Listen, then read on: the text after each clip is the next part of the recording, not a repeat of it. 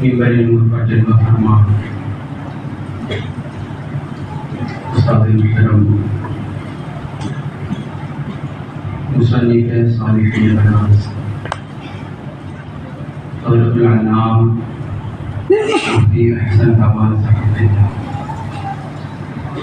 ودیگر حاضرین مسجد السلام علیکم ورحمۃ اللہ وبرکاتہ۔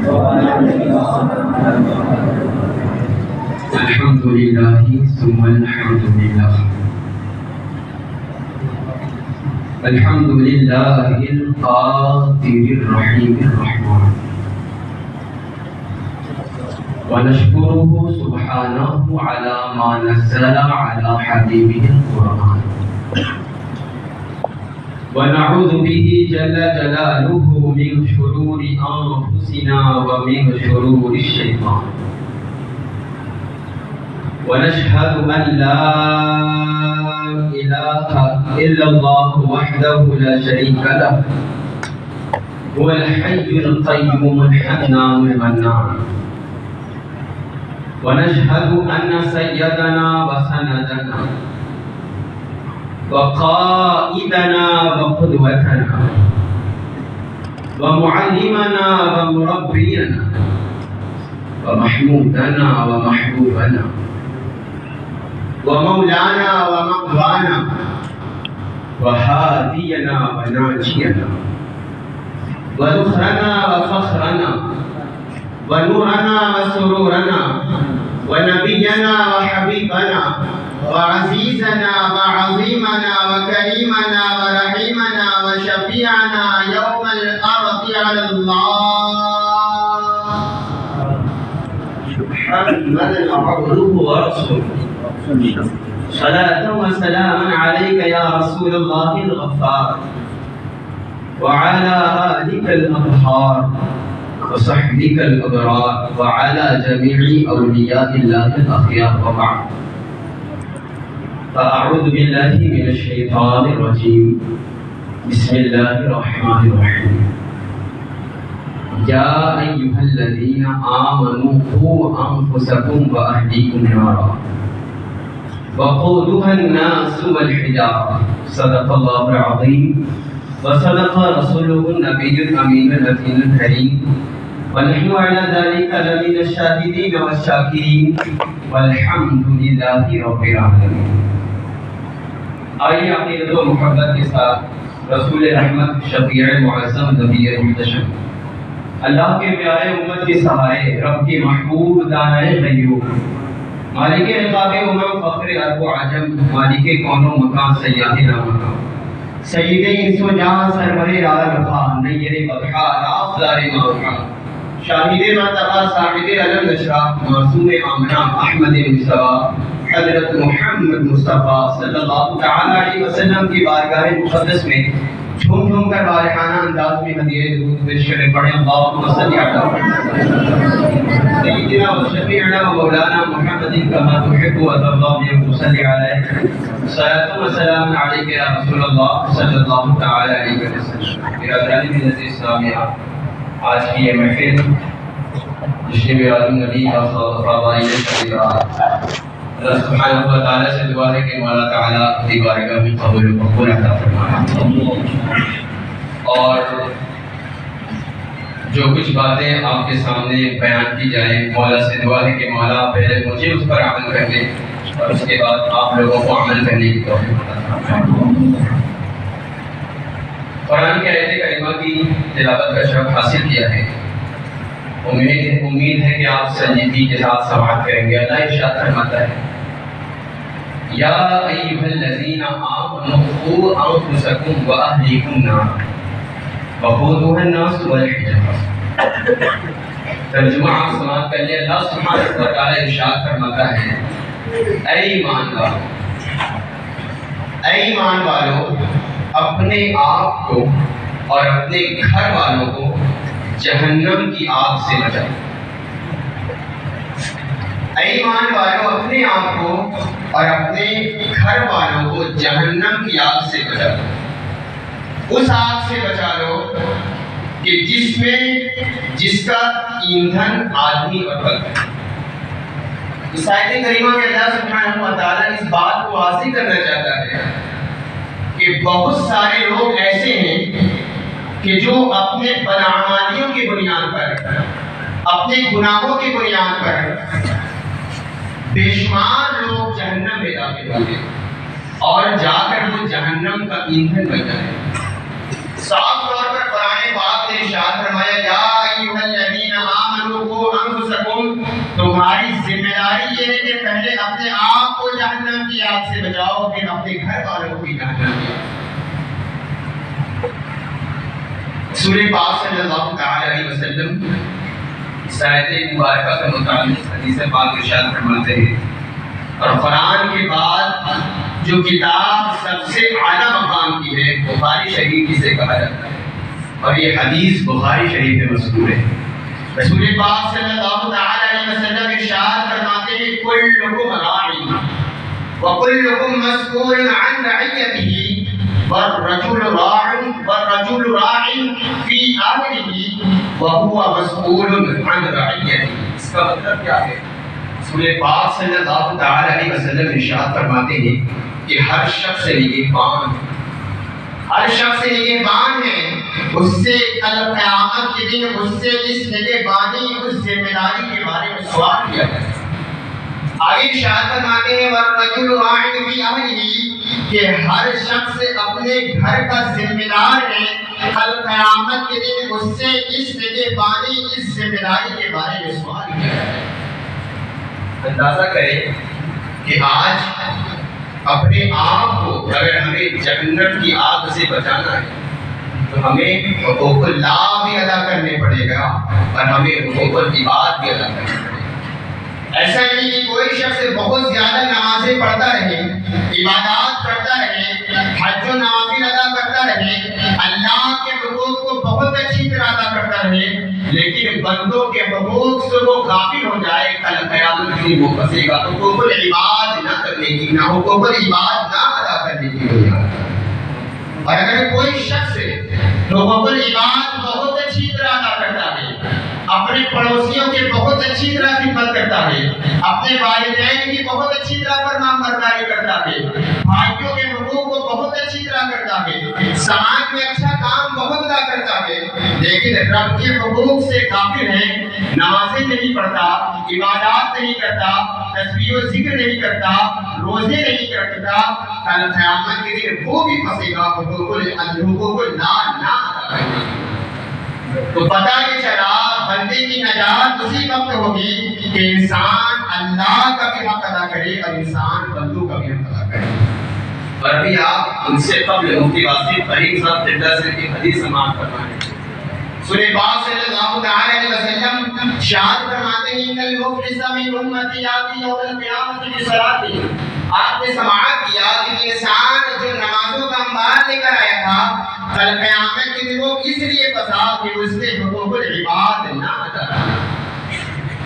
پتہ یہ چلا حقوق اللہ بھی ہمیں ادا کرنا ہے اور حقوق العباد بھی ادا کرنا ہے، اور جو شخص ان دونوں حقوق کو اچھی طرح ادا کرے گا وہ نجات پائے گا۔ آج گھروں کا حال ہم سے ڈھکا چھپا نہیں۔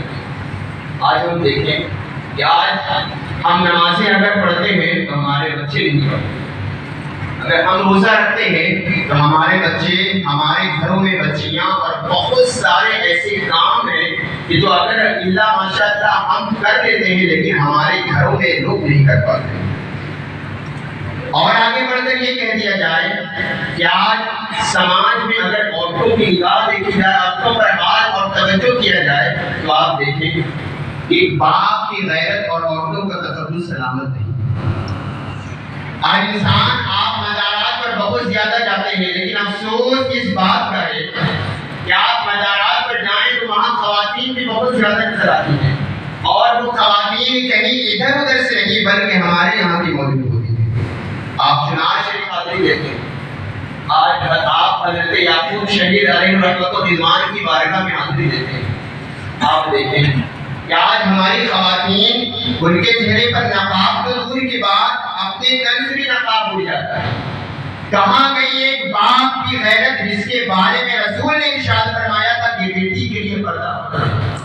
کہاں گئی ایک بھائی کی غیرت جس کی کی بہن بے نقاب ہو کر گھوم رہی ہے. کہاں گئی ایک بیٹی کی غیرت جس کی ماں بے نقاب ہو کر گھوم رہی ہے. اگرچہ اس روایت میں اختلاف ہے لیکن میں پھر بھی اصلاح کے طور پر یہ حدیث پیش کرتا ہوں. رسول پاک ارشاد فرماتے ہیں کہ کل قیامت کے دن ایک عورت 4 مردوں کو اپنے ساتھ جہنم میں لے جائے گی. 4 مردوں کو اپنے ساتھ جہنم میں لے کر جائے گی. رسول پاک صلی اللہ تعالی علیہ وسلم ارشاد فرماتے ہیں کہ پہلی وہ عورت ہے کہ جب یہ عورت اپنے باپ کی بیٹی تھی، جب یہ بیٹی تھی اور یہ بے پردہ ہو کر گھوم رہی تھی، اس کے باپ نے اس کے پردے کا حکم نہ دیا، وہ بیٹی کل قیامت کے دن اپنے باپ کو اس عمل کی بنیاد پر جہنم میں لے کر جائے گی کہ اس کا باپ خاموش رہا اور بے پردگی کے لیے اس کی کچھ زبان سے بات نہیں. رسول پاک آگے ارشاد فرماتے ہیں کہ کل قیامت کے دن وہ عورت اپنے بھائی کو بھی جہنم میں لے کر جائے گی. کہ کہاں گئی اس کے بھائی کی غیرت کہ اگر اس کے بھائی کو اگر کوئی گالیاں بکتا تو اس کے چہرے پر غصے کے اثرات ظاہر ہو جاتے، اگر اس کے اوپر کوئی ایک تماچا نکالتا تو اس کا بھی ہاتھ اڑ جاتا، وہ غصے میں لال ہو جاتا. کہاں گئی ایک بھائی کی غیرت؟ کل قیامت کے دن رسول ارشاد فرماتے ہیں کہ وہ بھائی اپنے بہن کی وجہ سے جہنم میں جائے گا. آگے رسول پاک صلی اللہ تعالی علیہ وسلم ارشاد فرماتے ہیں کہ وہ عورت اپنے شوہر کو بھی جہنم میں لے کر جائے گی. اس کا شوہر خاموش رہا اور اپنی بیوی کو پردے کو حکم نہ دیا اور وہ عورت بے پردہ بے حیا ہوتی گئی اور خاموش رہا. رسول ارشاد فرماتے ہیں اس کا شوہر بھی اسی وجہ سے جہنم میں جائے. آگے رسول ارشاد فرماتے ہیں کہ بیٹا کہ جس ماں کی بنیاد پر ہر ضد کی وجہ سے اپنی ماں سے ہر چیزیں لے لیتا تھا، لیکن جب پردے اور بے حیائیاں کی بات آئی تو یہ بیٹا بھی خاموش رہا. رسول ارشاد فرماتے ہیں کہ وہ بیٹا بھی اپنی ماں کی بنیاد پر جہنم میں جائے. آج اگر کوئی ہمیں گالیاں بکتا ہے تو ہمیں غصہ آتا ہے، یہ ٹھیک ہے. کوئی اگر ہمیں ایک تماچا لگائے تو ہمیں غصہ آتا ہے، ہمارے اندر انانیت ہے. لیکن کہاں گیا ہمارا اس وقت غصہ؟ شریعت مصطفیٰ کا مذاق اڑایا جا رہا تھا، ہم خاموش تھے. رسول پاک صلی اللہ تعالی علیہ وسلم کی نافرمانیوں میں ہم زندگی گزارتے رہے، ہم خاموش رہے. کہاں گیا اس وقت ہمارا غصہ؟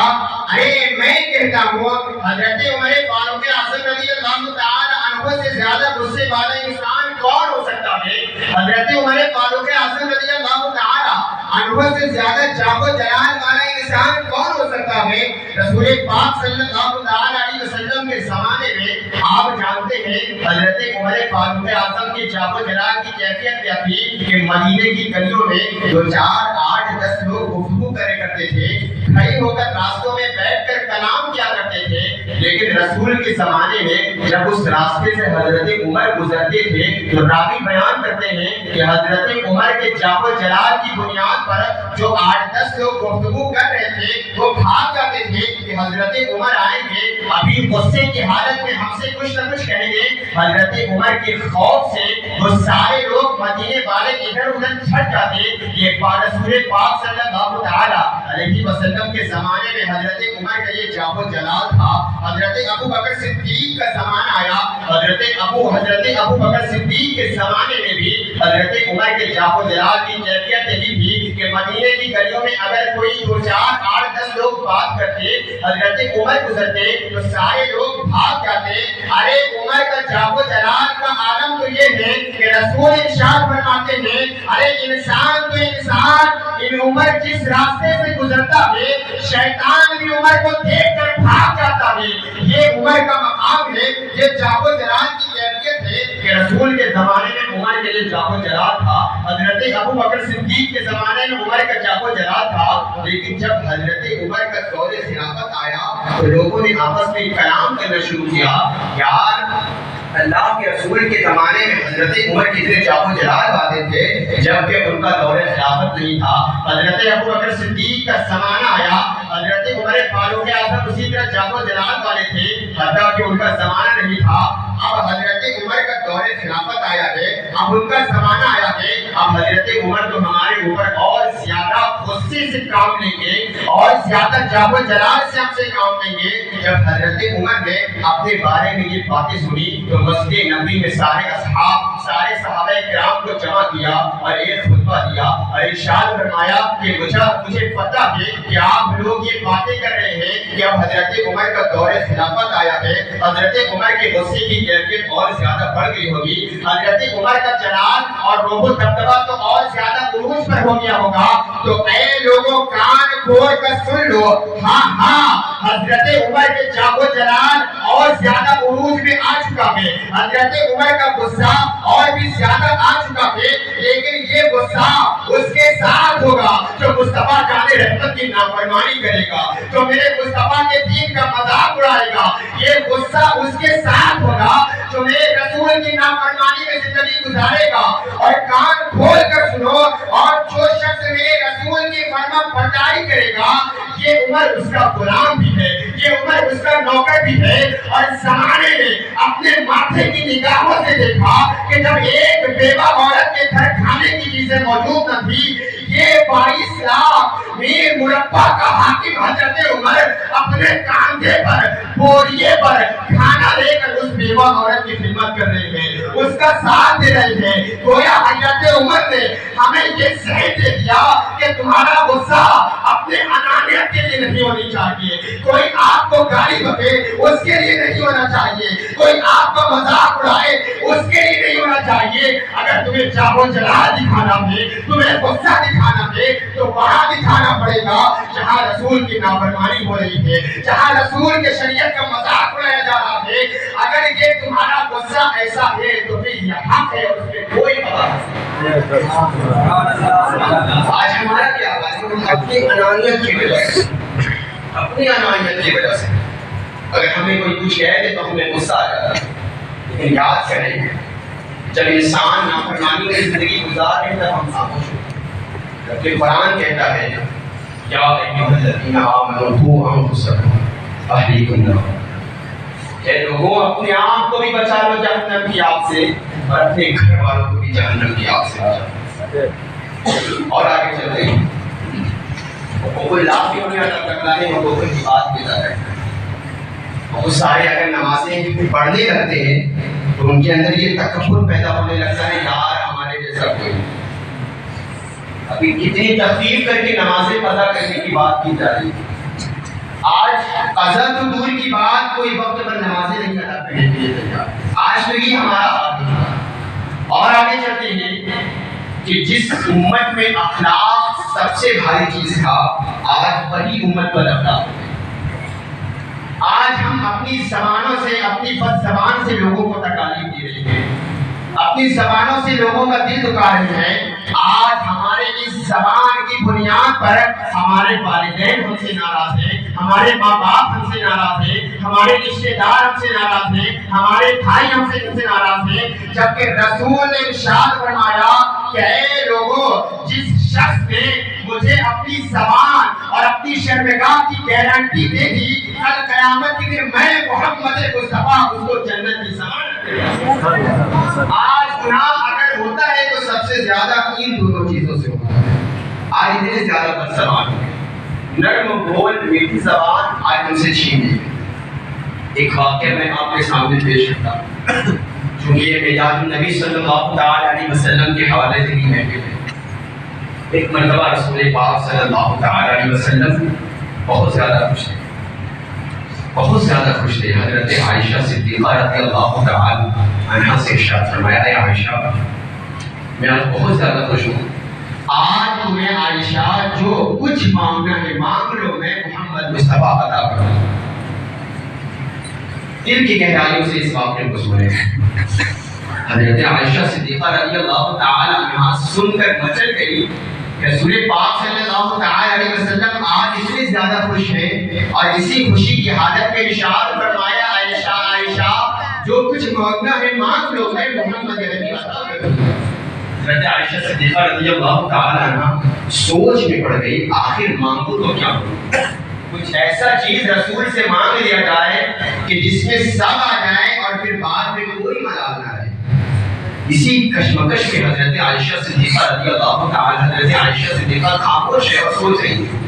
تھوڑی دیر کے بعد عرض کرتی ہیں حضور میں آپ سے کیا چیز مانگوں مجھے سمجھ نہیں آتا، کیا میں اس بارے میں مشورہ اپنے والد گرامی حضرت ابو بکر صدیق سے کر لیتی ہوں؟ رسول پاک نے ارشاد فرمایا اے عائشہ جا جلدی پوچھ کر۔ دوڑی دوڑی حضرت عائشہ صدیقہ رضی اللہ تعالیٰ عنہا اپنے والد گرامی حضرت ابو بکر کے پاس آئے۔ اے والد گرامی، آج رسول پاک صلی اللہ تعالی علیہ وسلم بہت زیادہ خوش ہیں، اور اسی خوشی کی حالت میں ارشاد فرمایا اے عائشہ آج جو مانگنا ہے مانگ لو، میں محمد عربی آج عطا کروں۔ اے والد گرامی میں کیا مانگوں، میں کنفیوز ہوں، آپ ہی ایسا کچھ بتائیں کہ جس میں سب آ جائیں، بعد میں کسی چیز کا ملال نہ رہے۔ حضرت ابو بکر صدیق نے ارشاد فرمایا اے عائشہ رسول پاک سے ایک چیز مانگو، اور وہ چیز یہ ہے، آپ غور سے سنیں۔ حضرت ابو بکر نے ارشاد فرمایا اے عائشہ رسول پاک سے جا کر کہے یا رسول اللہ، جب آپ معراج کی رات گئے تھے اللہ سے ملاقات کرنے کے لیے، تو اس خاص ملاقات میں جہاں جبریل علیہ السلام بھی پیچھے رہ گئے تھے، اس خاص ملاقات میں صرف آپ تھے اور آپ کا رب تھا، دوسرا کوئی نہ تھا۔ اس خاص ملاقات میں کچھ خاص باتیں بھی ہوئی تھی، ان خاص باتوں میں کچھ راز کی باتیں بھی تھی جو آپ کے رب کے سوا اور آپ کے سوا کوئی نہیں جانتا۔ یا رسول اللہ ان راز کی باتوں میں سے کوئی ایک بات عائشہ کو بتا دیں۔ حضرت عائشہ صدیقہ رضی اللہ تعالی عنہا دوڑی دوڑی رسول پاک کے پاس آئی، رسول پاک منتظر تھے۔ اے عائشہ پوچھ آئی ہاں یا رسول اللہ، میرے والد گرامی عرض کرتے ہیں یا رسول اللہ جب آپ معراج کی رات اللہ سبحانہ و تعالیٰ سے ملاقات کے لیے گئے تھے، اس خاص ملاقات میں جہاں کوئی نہیں تھا، اس خاص ملاقات میں کچھ خاص باتیں بھی ہوئی تھی، ان خاص باتوں میں کچھ راز کی باتیں بھی تھی، وہ راز کی بات جو آپ کے سوا اور آپ کے رب کے سوا کوئی نہیں جانتا۔ یا رسول اللہ ان باتوں میں سے کوئی ایک بات عائشہ کو بتا دے۔ رسول پاک صلی اللہ تعالی علیہ وسلم نے ارشاد فرمایا اے عائشہ واقعی یہ راز کی بات ایسی بات ہے کہ میں محمد عربی اور میرا رب کے سوا کوئی نہیں جانتا، لیکن اے عائشہ آج مجھ سے وعدہ کیا ہے تو ان راز کی باتوں میں سے میں ایک بات تیرے سامنے بتا دیتا ہوں۔ اے عائشہ جب میں معراج کی رات اللہ سبحانہ و تعالیٰ سے ملاقات کرنے کے لیے گیا تھا تو ان راز کی باتوں میں سے ایک بات یہ ہے اے عائشہ میرے رب نے مجھ سے ارشاد فرمایا اے محبوب اگر آپ کی امت میں کوئی شخص کسی انسان کے کسی ٹوٹے ہوئے دلوں کو جوڑ دے گا، اللہ کہتا ہے کہ میرے اوپر یہ واجب ہو جاتا ہے کہ اس شخص کو میں جنت میں داخل کروں۔ اللہ کہتا ہے کہ انسانوں کے کسی انسان کے ٹوٹے ہوئے دلوں کو جوڑ دے گا، اللہ پر واجب و لازم ہے کہ میں اس کو جنت میں داخل کروں۔ حضرت عائشہ صدیقہ رضی اللہ تعالی عنہا جیسے ہی یہ بشارت اور یہ خوشخبری سنی تو مچل گئی یا رسول اللہ صلی اللہ علیہ وسلم آقا یہ تو واقعی بہت اچھی چیزیں ہیں کہ اگر کوئی شخص کسی انسان کا دل ٹوٹ گیا ہے اس کو دلاسا دیا جائے، اس کی دل آزاری کی جائے اور اس کو خوش کر دیا جائے، اس کا ٹوٹا ہوا دل توڑ دیا جائے تو آپ اور آپ کا رب اس کے اوپر جنت میں جانا لازم ہو جاتا ہے۔ یہ تو بہت اچھی بات ہے۔ حضرت عائشہ صدیقہ رضی اللہ تعالی عنہا بہت زیادہ خوش ہو جاتی ہے اور خوشی خوشی اپنے والد گرامی حضرت ابو بکر کے پاس آتی ہے، چونکہ حضرت ابو بکر صدیق نے وعدہ کیا تھا اے عائشہ جیسے ہی رسول پاک کو راز کی بات بتائیں گے مجھے آ کر ضرور بتانا۔ حضرت ابو بکر صدیق کے پاس واپس حضرت عائشہ پہنچی ہے، اے میرے والد گرامی ان راز کی باتوں میں سے میرے شوہر میرے رسول نے یہ ارشاد فرمایا کہ جو شخص کسی انسان کے ٹوٹے ہوئے دلوں کو جوڑ دے گا اللہ سبحانہ و تعالیٰ اس کو جنت میں داخل فرمائے گا۔ یہ سن کر حضرت ابو بکر صدیق مچلنے کے بجائے زار و قطار ہونے لگے، زار و قطار رونے لگے۔ حضرت عائشہ نے کہا ابا جان یہ کیا بات ہے؟ یہ تو خوشی کی بات ہے کہ اگر کوئی انسان کسی کے ٹوٹے ہوئے دلوں کو جوڑ دے گا اس کو جنت میں جانا لازم و واجب ہو جاتا ہے۔ آپ مچلنے کے بجائے، آپ خوش ہونے کے بجائے آپ رو رہے ہیں اے میرے والد گرامی اس پر رونے کی وجہ کیا ہے؟ تو حضرت ابو بکر صدیق نے ایک بات کہی، اے بیٹی عائشہ تم نے اس بات کا ایک پلہ دیکھا ہے کہ جو انسان کسی کے ٹوٹے ہوئے دلوں کو چھوڑ دے گا اس کو جنت میں لازم ہو جاتا ہے، اور میری نظر اس بات کے دوسرے پلے پر ہے کہ جس طرح رسول نے ارشاد فرمایا کہ ٹوٹے ہوئے دلوں کو چھوڑنے پر جنت میں لازم و واجب ہو جاتا ہے جانا، اسی طرح میں سوچ رہا ہوں کہ اگر کوئی شخص کسی کا دل توڑے گا تو اس کو جہنم میں بھی تو جانا واجب ہے۔ یہ حضرت ابو بکر صدیق کی فراست ہے۔ ارشاد فرماتے ہیں یہی سوچ کر میرے کو کون ابو بکر، کون ابو بکر جس کے بارے میں رسول نے ارشاد فرمایا اور آپ ہر جمعہ سنتے ہوں گے افضل البشر بعد الانبیاء، بالتحقیق یہ تمام انبیاء کے بعد جس کا مقام سب سے افضل و اعلی ہے وہ ذات کسی اور کی ذات نہیں بلکہ خلیفہ بلا فصل حضرت ابو بکر صدیق اتنے مقام والے حضرت ابو بکر، لیکن عرض کرتے ہیں اے عائشہ میں یہی سوچ کر رو رہا ہوں کہ کعبہ کی قسم کبھی مجھ سے کسی کا دل نہ ٹوٹا ہوگا، اگر مجھ سے کبھی کسی کا دل ٹوٹ گیا ہوگا تو یہ ابو بکر کا جہنم میں جانا لازم ہوگا۔ اندازہ کریں آج ہم سوچتے ہیں کہ ہم جو چاہے کریں ہم جنت میں جائیں، ہم جو چاہے کریں ہم جنت میں جائیں گے، حتیٰ کہ نمازیں ہم نہ پڑھیں، نمازوں کی قضا ہم کریں، رات بھر زنا کے مناظر ہم کریں، سڑکوں پر بے حیائیاں ہم کریں، ناجائز تعلقات ہم بنائیں، اور تو اور غیر محرم سے رشتے داری ہم نبھائیں، اور تو اور طرح طرح کی عیاشیوں میں زندگی ہم گزاریں، اور ہمارا خیال یہ ہے کہ ہم جو چاہے کریں ہم جنت میں جائیں۔ کون یاد کرے گا ہمیں اس دور خود نصیب میں؟ حالات ایسے ہیں کہ لوگوں کو خدا یاد نہیں، ہم کون ہیں کیا ہے با خدا یاد نہیں، اپنے اسلاف کی کوئی بھی ادا یاد نہیں ہے، اگر یاد تو کافر کے ترانے بھی بس ہے، اگر نہیں یاد تو مسجد کی صدا یاد نہیں، اور بنت حوا کو نچاتے ہیں سرعام محفل میں کتنے سنگ دل ہے کہ رسم حیا یاد نہیں، اور آج اپنی ذلت کا سبب یہی ہے شاید سب کچھ یاد ہے مگر خدا یاد نہیں، سب کچھ یاد ہے مگر خدا یاد نہیں، ہم جو چاہے کریں ہم جنت میں جائیں۔ یہ تو آج ہمارا مزاج بن گیا، جب کسی سے کہہ دیا جائے نمازیں پڑھے تو جواب ملتا ہے کہ اس سے کیا مطلب، تم پڑھو تمہارا کیا کرتا ہے، میں پڑھوں یا نہ پڑھوں۔ آج لوگ شکایتیں کرتے ہیں یار اللہ دعائیں نہیں سنتا، ہماری دعائیں قبول نہیں کرتا۔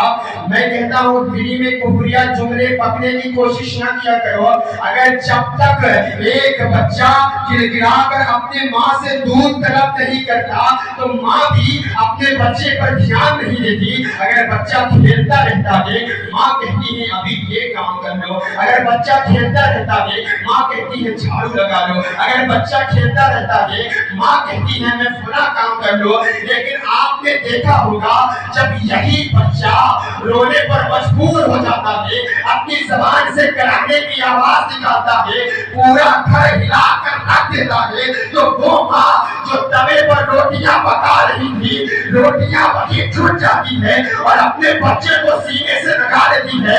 ارے جس ماں کے اندر رب نے محبت کا ایک ذرہ رکھا تو جس بچے نے رونا شروع کیا تو ماں اپنا کام چھوڑ کر بچے کو سینے سے لگا لیا۔ میں کہتا ہوں وہ رب قدیر جو ایک ماں سے 70 گنا زیادہ ہم گناہگاروں سے محبت کرتا ہے، ہم اگر اس کی بارگاہ میں روئے ہم کرائیں وہ ضرور اللہ کی رحمت ضرور ہمیں سینے سے لگا دے۔ یہ جملہ نہ بولا کریں کہ اللہ ہماری سنتا نہیں، اللہ ہماری دعاؤں قبول نہیں کرتا، یہ کفریہ جملہ استاد محترم تشریف فرمائیں۔ ضرورت اس بات کی ہے ہم پہلے اپنے آپ کو دیکھیں، اپنے ضمیر کا مطابق۔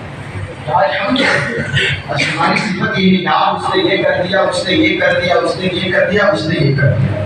ہم کیا ہیں، ہم نے کیا کیا؟ ہم کس موڑ پر کھڑے ہیں بولتے کیا گونگی ہو گئی آج کوئی زبان کہتے کہتے ہچکچا گیا میں خود کو مسلمان کہتے کہتے توفیق نہ ملی مجھ کو ایک وقت کی نماز کی اور چپ ہو گیا مؤذن اذان کہتے کہتے چپ ہو گیا مؤذن اذان اور آگے کی طرف چلتے ہیں بہت لمبی چوڑی گفتگو کر کے کوئی فائدہ نہیں کیونکہ آج یہ مغفرت کی رات ہے آج رب کے حضور مانگنے کی رات ہے آج اپنے گناہوں کو رب کی بارگاہ میں پیش کرنے کی رات ہے آج ہمارے گناہ اپنے رب کی بارگاہ میں کھلنے کی رات ہے یاد کرو وہ گناہ جو تم نے چھپ کر کیا ہوگا تمہارا رب وہ بھی دیکھ رہا ہے وہ گناہ جو تم نے کھل کر کیا ہے تمہارا وہ رب تمہیں وہ بھی گناہ دیکھ رہا ہے ہم نے جو کام جہاں جہاں کیا ہے رب قدیر سب دیکھ رہا آج کی رات اپنے رب کی بارگاہ میں آئے میں تو سچی توبہ لوٹے تو ایک نئی زندگی گزارنے کی شروعات ہے آج آپ دیکھیں بے حیائیاں کتنی زیادہ عام اور پھر ہم رونا روتے ہیں کہتا ہماری مدد سے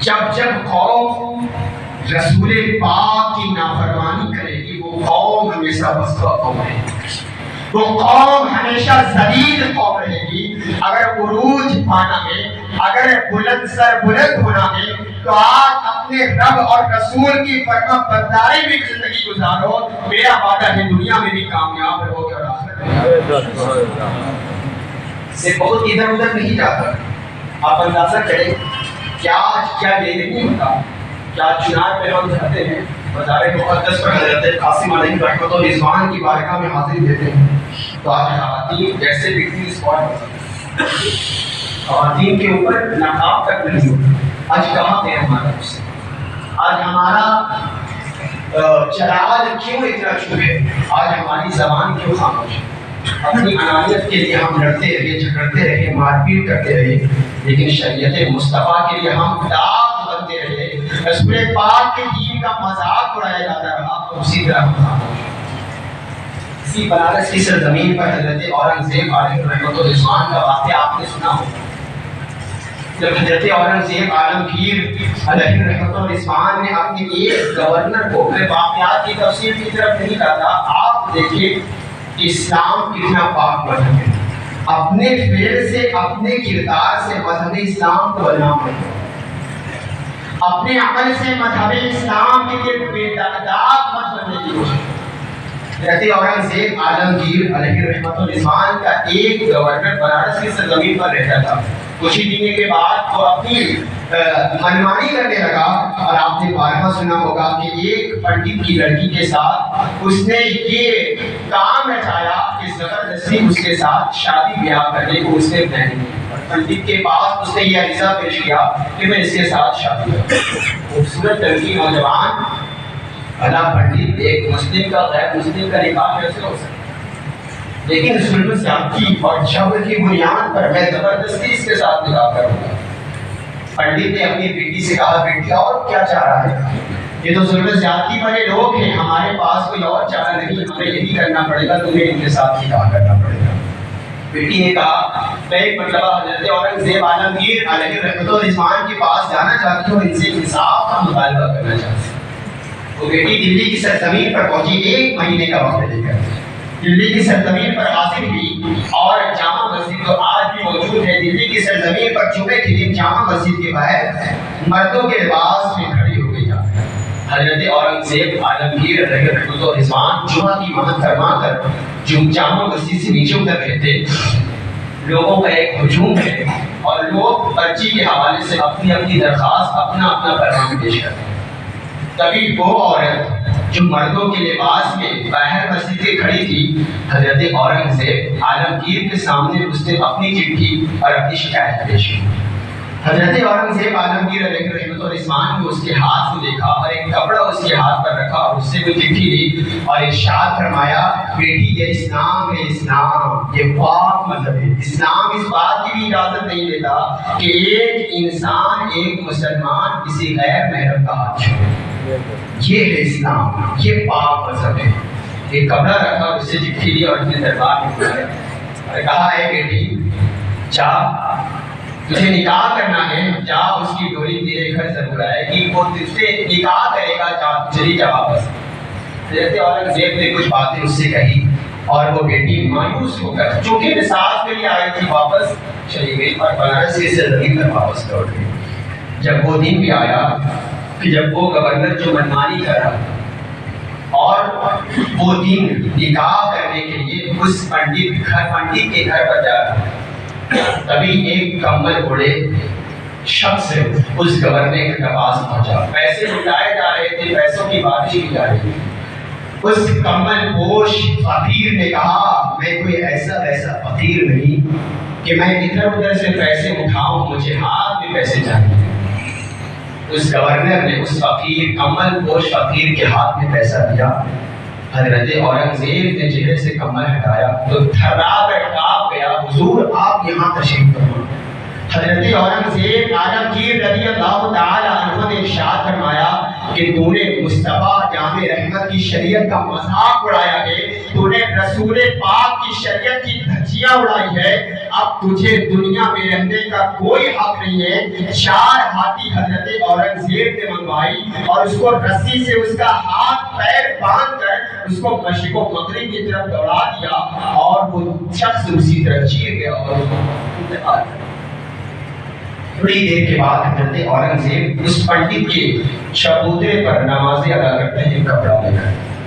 جیسے ہی نمازیں ادا کی بڑی بےتابی کے ساتھ ارشاد فرمایا بیٹی مجھے ایک گلاس مجھے پانی دے دو۔ پانی دیا گیا۔ حضرت اورنگزیب نے پانی پیا اور ارشاد فرمایا بیٹی تو نے کیا سمجھا کہ بادشاہ تیرا نکاح ایک ظالم کے ساتھ ہونے دے گا اور شریعت مصطفیٰ اسی طرح ہے۔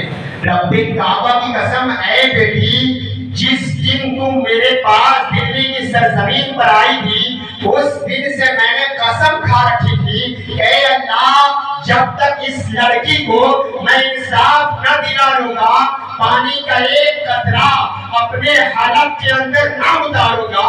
آج تجھے انصاف دلانے کے بعد پانی کا ایک گھونٹ اپنے حلق کے نیچے۔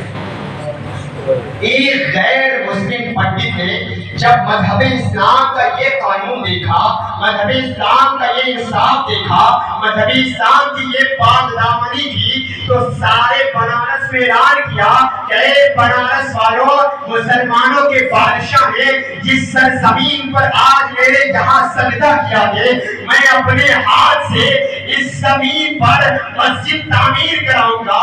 اور زمانہ آج بھی گنگا کنارے دیکھ رہا ہے دھرارا کی وہ مسجد اپنی شان کے ساتھ روشن۔ یہ ہے مذہب اسلام کا قانون۔ اپنے کردار سے، اپنے فعل سے، اپنے عمل سے مذہب اسلام کو بدنام کریں۔ آج ہم نعرہ لگاتے ہیں ہم عاشق رسول ہیں، ہم سے بڑا عاشق رسول کون ہو سکتا ہے؟ عاشق رسول میں موت بھی ہمیں قبول ہے اور حال ہمارا یہ رہا کہ فجر کی اذان سن کر ہم مسجد آنے کا تیار نہیں، ہم سے بڑا عاشق رسول کون؟ آج یہ تو ہمارا حال ہے۔ اور آگے چلتے ہیں، آخری بات پیش کر کے میں اپنی تمام کل کا وہ عاشق رسول کہ رسول پاک صلی اللہ تعالی علیہ وسلم کی ایک بات پر، ایک اشارے پر اپنی زندگی کو قربان کر دیا کرتے تھے۔ اقبال کہتے تھے رہ گئی رسم ازاں روح بلالی نہ رہی، فلسفہ رہ گیا تلقین غزالی نہ رہی، مسجد مرثیہ خواہ لیکن نمازی نہ رہے، یعنی وہ صاحب اوصاف حجازی نہ رہے، اور دشت تو دشت ہے دریا بھی نہ چھوڑے ہم نے، بحر ظلمات میں دوڑا دیے گھوڑے ہم نے، اور آ گیا عین لڑائی میں اگر وقت نماز ابدا روح ہو کے زمین بوجھ ہوئی قوم حجاز، اور ایک ہی صف میں کھڑے ہو گئے محمود و ایاز، نہ کوئی بندہ رہا نہ کوئی بندہ رہا۔ یہ ہمارا مقام تھا۔ اپنے اسلام کی تعلیم کو مت کرو، ہم کیا ہیں اس کو مت بولو، اپنے کردار سے اپنے اسلام کو مت کرو۔ آج ہم بالکل پرسکون ہیں کہ ہمیں عمل کی کیا ضرورت ہے۔ آخری واقعہ حضرت عمر فاروق اعظم رضی اللہ تعالی فجر کی امامت کر رہے تھے۔ غالباً مجھے امید ہے کہ یہ واقعہ آپ مجھ سے سن چکے ہیں، پھر بھی ایک مرتبہ میں عرض کر دیتا ہوں۔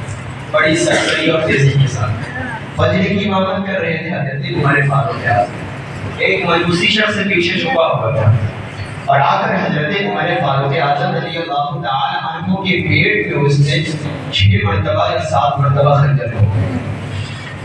حضرت عمر فاروق اعظم رضی اللہ تعالی عنہ وہ سجدے پر نیچے آ گئے اور آگے بڑھ کر حضرت غالباً عبداللہ ابن عوف رضی اللہ عبد الرحمن ابن عوف رضی اللہ تعالی عنہ آگے بڑھ کر نماز شروع کر دی۔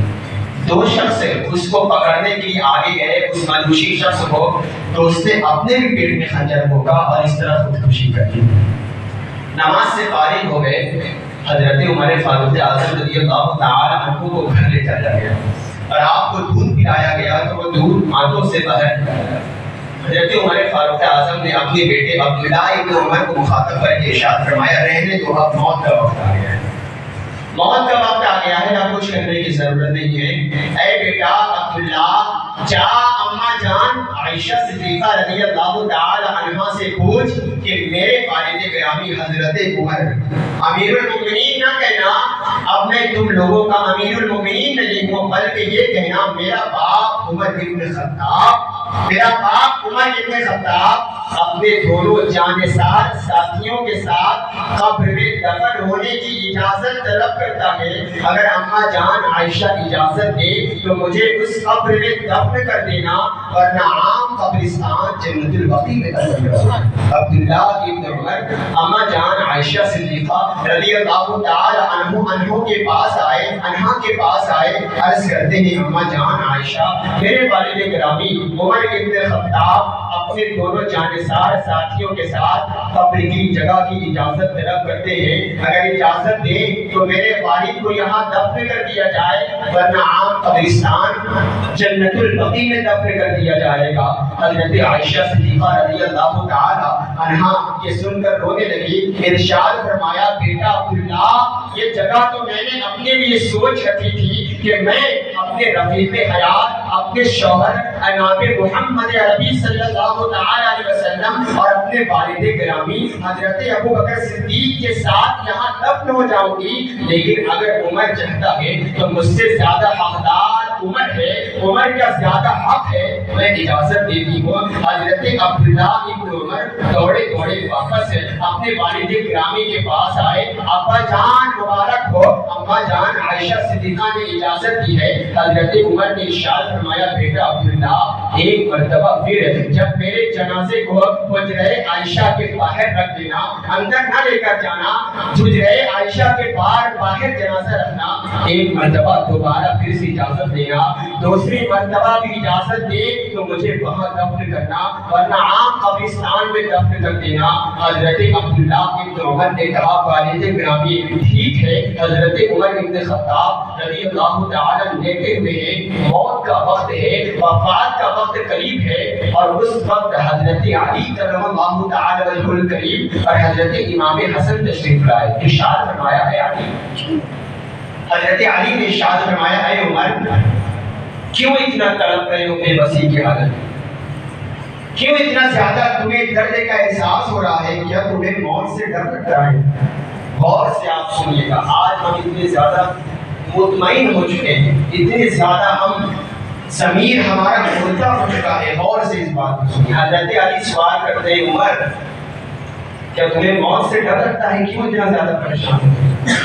حضرت عمر فاروق اعظم رضی اللہ تعالی عنہ سے پوچھا جا رہا ہے، حضرت علی پوچھ رہے ہیں، عمر، کیا تمہیں موت سے ڈر لگتا ہے جس سے فرشتے بھی، جس سے شیطان بھی ڈرا کرتے ہیں؟ اے عمر، کیا تمہیں موت سے ڈر لگتا ہے؟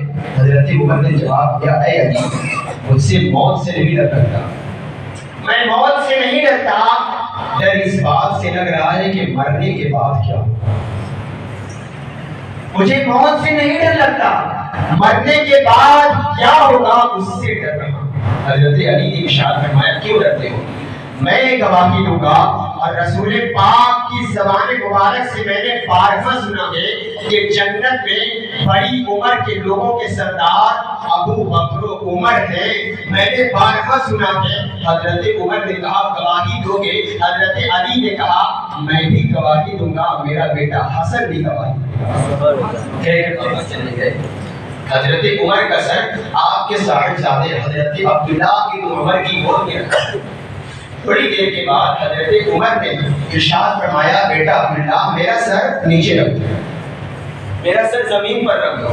حضرت عبداللہ ابن عمر نہیں چاہتے تھے کہ تکلیف ہو کہ مٹی کی زمین اس زمانے میں آج تو ہمارے لیے اتنی آسانی ہے، آج تو ہم کتنے چین و سکون میں ہیں، لیکن پھر بھی ہم رب کا شکر ادا نہیں کرتے، جبکہ قرآن کا وعدہ ہے لئن شکرتم لازیدنکم، کہ جب جس نعمت پر تم اللہ کا شکر ادا کرو گے اللہ اس نعمت میں اور اضافہ فرماتا جائے گا اور مزید ادا کرے گا۔ لیکن ہمارا حال یہ ہے کہ سب کچھ ہونے کے باوجود بھی ہمارا یہ شکوہ رہتا ہے یار کاروبار نہیں چلتا، اس چیز کی کمی ہے، اس چیز کی کمی ہے۔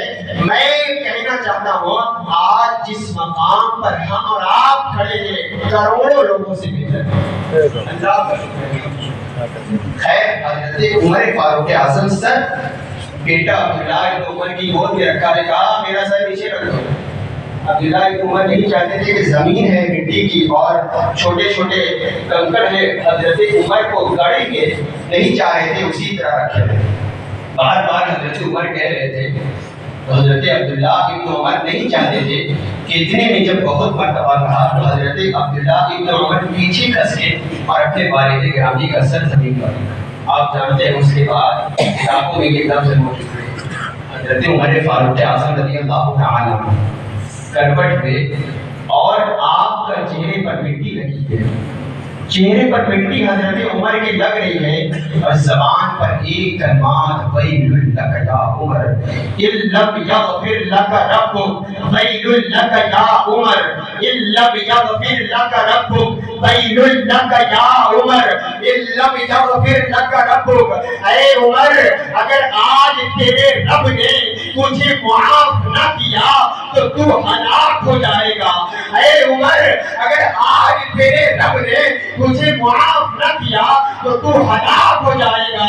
ارے عمر اگر آج تیرے رب نے تجھے معاف نہ کیا تو تو ہلاک ہو جائے گا۔ کون ہے حضرت عمر؟